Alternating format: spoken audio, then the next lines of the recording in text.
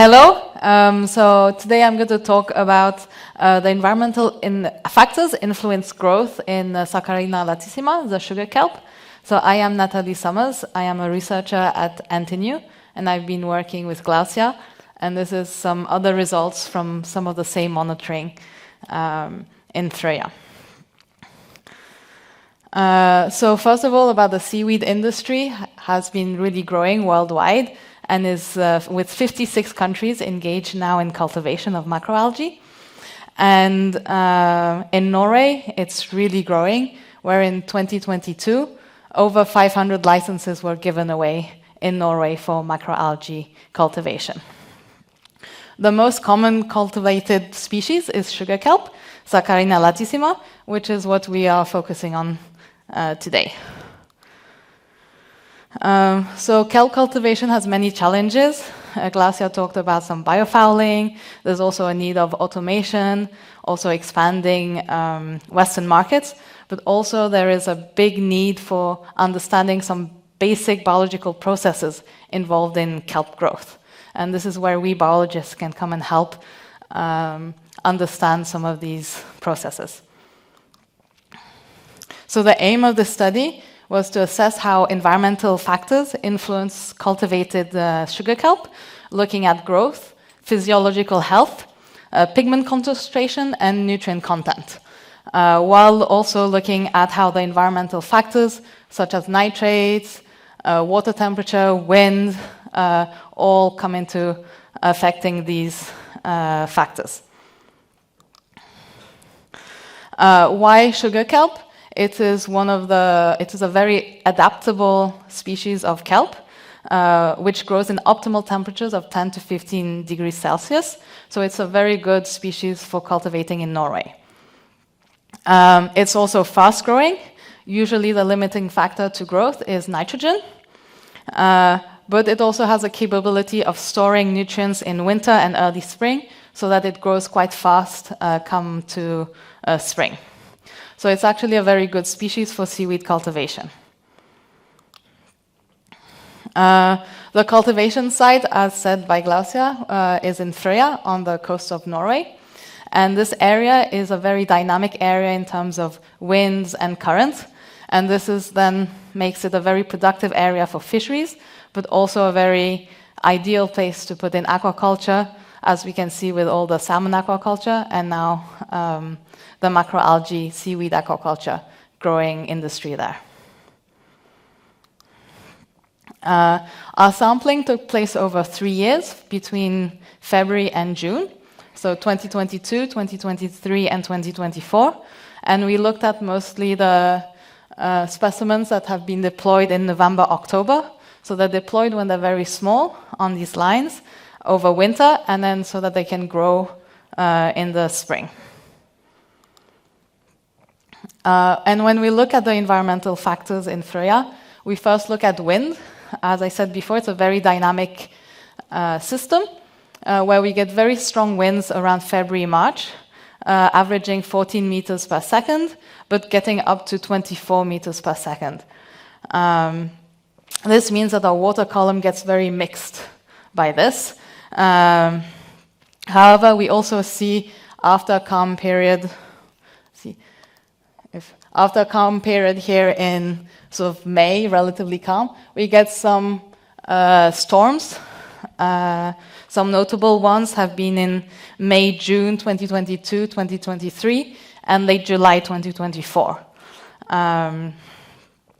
We also then have light as a very important factor for photosynthesis and growth of macroalgae. And as the days get longer, as we get closer to summer, we get a tenfold increase in the quantity of light that we get. Temperatures tend to start off at 6-7 degrees Celsius, but they rise to 10 or above 10 degrees in mid-May, June, which is when the kelp tends to grow the most.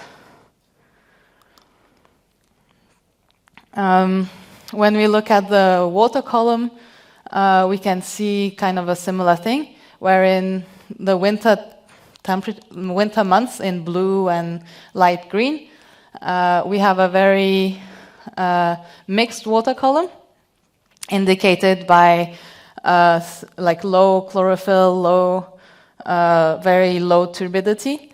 And then when we get more towards summer, we start getting maybe some stratification, where we see some chlorophyll A peaks around 8 meters, 4 to 8 meters depth, which indicate blooms of phytoplankton. These indicate mixed water column during winter and a bit of stratification in May, June.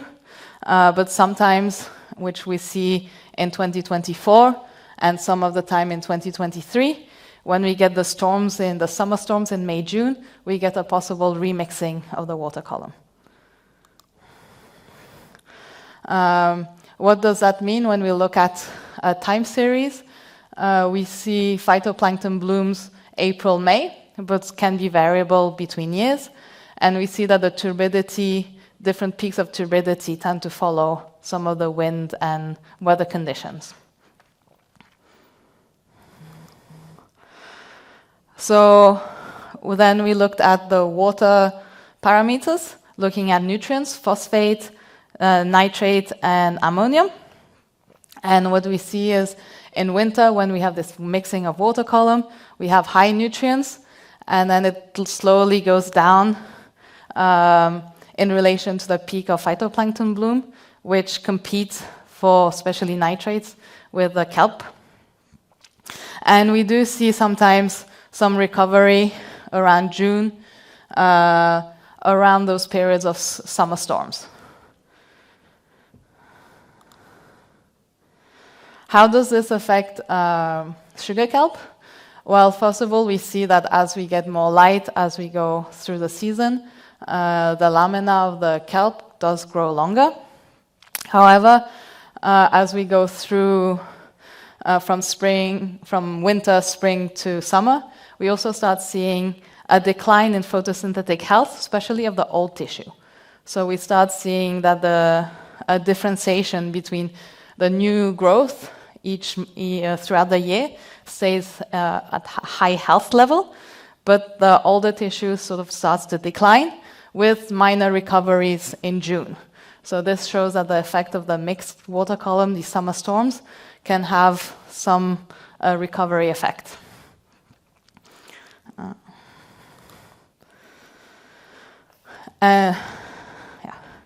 And when we look at the ratio of carbon to nitrogen inside of the kelp, we see mostly limitation in nitrogen. So this follows nitrogen, the nitrates inside of the water column. But we also see that the carbon starts being different concentrations between old and new tissue, where the older tissue has higher carbon levels. The percent nitrogen really seems to affect the level of Fe over Fm, which is a health indication of photosynthesis. So as we get nitrogen limitation, especially the older tissue gets less healthy. So if I sort of summarize this and look at it as 3 main periods, we start having in winter, which is dominated by storm activity, enhanced vertical mixing of the water column.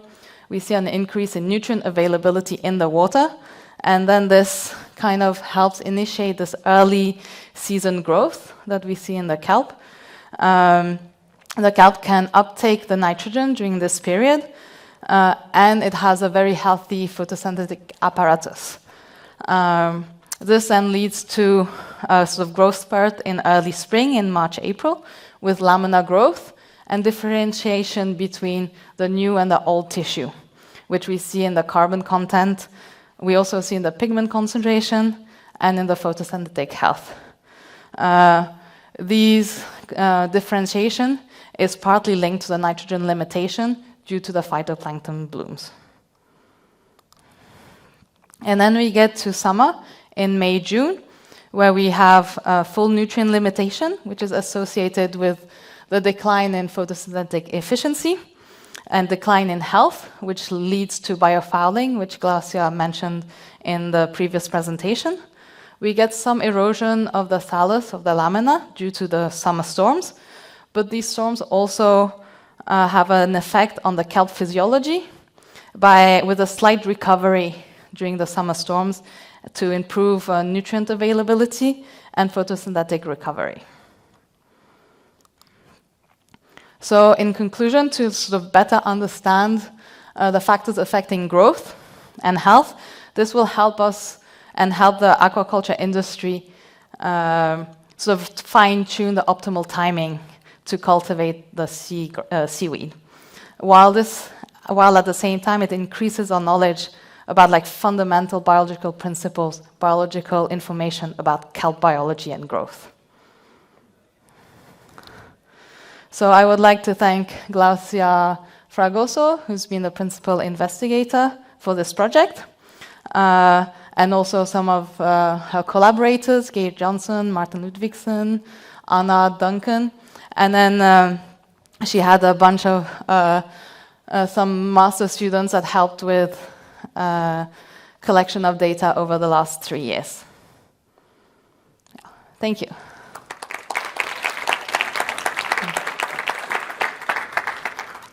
Thank you, Natalie.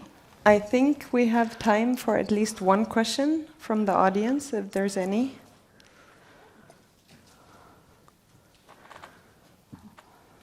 Do you want to ask your question then? Yeah, there was one question that we had about how or what role do you think that storm events play in shaping the kelp physiology? Is there like an offset, or is there a positive effect of the nutrient mixing? Is that enough to offset the physiological damage to the kelp?